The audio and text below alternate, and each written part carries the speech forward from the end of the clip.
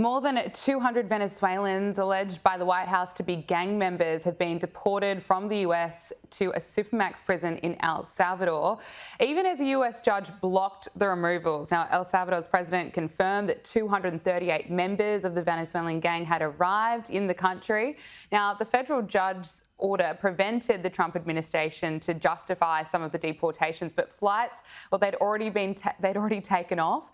And White House Press Secretary Caroline Leavitt denied that the court ruling had been violated. It's certainly been extraordinary to see this play out. What's your reaction to it, and what's the reaction been in the United States?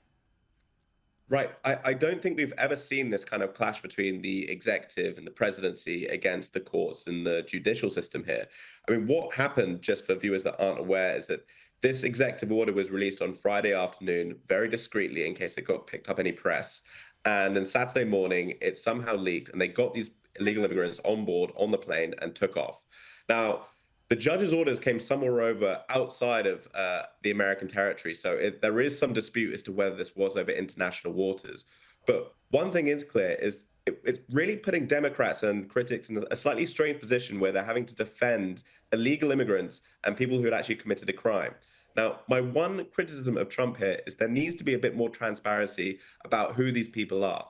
If they are members of the Venezuelan gang and MS-13 and that kind of thing, then take the public with you, because they're going to be fully supportive of these measures, and it's going to make Democrats look like absolute idiots if they're having to stick around and say, well, actually, what are we doing here? So I think what Trump's doing is he's just trying to, promises made, promises kept, and he's trying to adhere to that. But again, he has to take the public with him, and that's what's important. Yeah, that's very true. Well, Trump's approval ratings are up. More Americans also say that the country is on the right track, and they say that it's on the right track now than in any other point since 2004. This is according to a new NBC poll. Let's take a look. The mood of the country. This really jumped out. We asked folks, is it on the right direction or the wrong direction? That 44% you say right direction, that's up since November. And if that doesn't seem like a lot, the last time it cracked 40%, you got to go back to 2012. The last time it actually hit 44 or higher, January of 2004. It's interesting, James. What do you make of this figure of Trump's approval rating? I thought it was going to, I suppose, dip when there's been so many controversial decisions, but it's pretty high. It's also worth noting that that clip is from NBC, which is sort of the liberal outpost for all these kind of things. So if they're admitting to it, that certainly counts for something. I think the key thing is that the fundamentals are looking pretty good for Trump, despite all the noise, as you allude to that. Border crossings, illegal border crossings, are down 96%. There's a feeling that the migrant crisis is passing in a lot of American cities. And he's speaking to Putin on the phone in the next few days. If he can miraculously pull together some kind of agreement between Ukraine and Russia, well, that's another huge tick in his box. So again, a lot of the things are actually looking quite good for him. And just add to that the fact that we have food prices, most notably egg prices, dropping pretty markedly at the moment. So again, all these factors are looking pretty good. Despite all the tariff noise, despite all the market madness, the fundamentals are actually pointing in the right direction, and the public is rewarding him for that.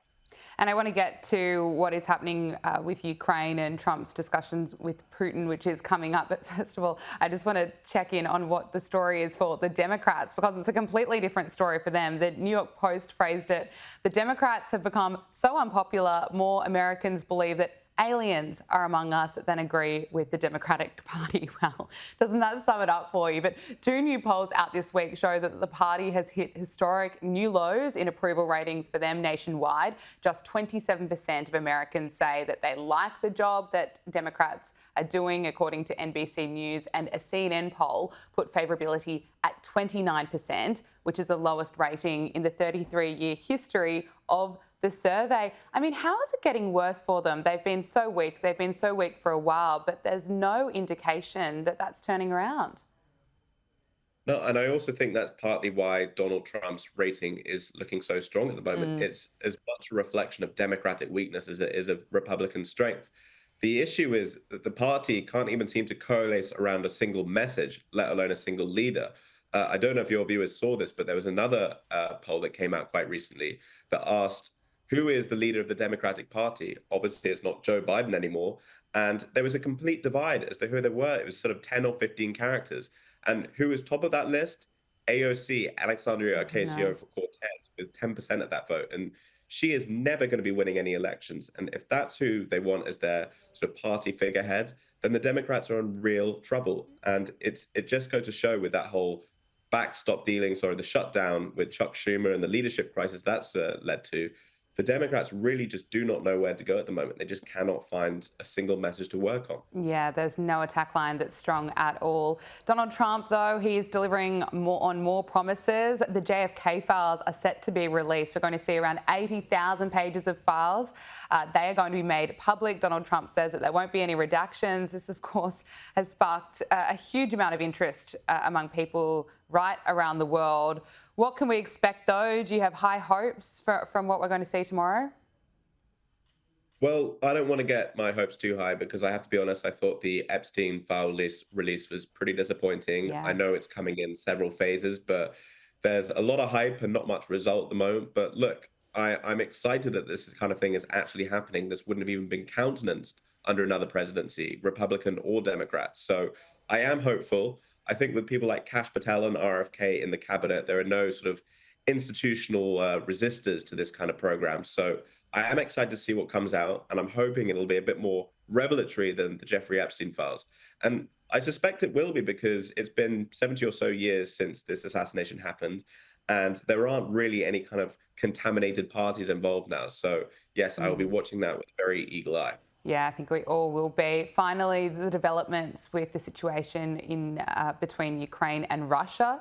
President Trump will be speaking with Vladimir Putin. He says that the discussions will include talking around land, power plants, and dividing up certain assets. US officials have expressed optimism that a ceasefire deal could be reached, maybe even in weeks.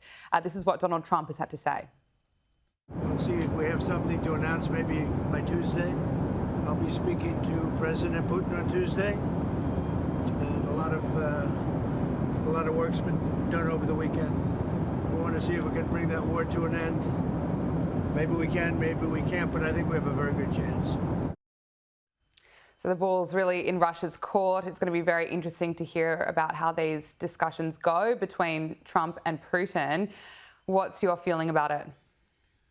Right. I mean, that expression you just used there, bull in Russia's court, that is exactly what Secretary of State Marco Rubio said a few days ago when Ukraine agreed to that 30-day ceasefire. The Russians do have a lot of work to do now. They've actually been largely pretty quiet while they've watched all this Ukraine and US and Western fracas unfold. And now the ball is in their court, and we're going to have to see what they have to do.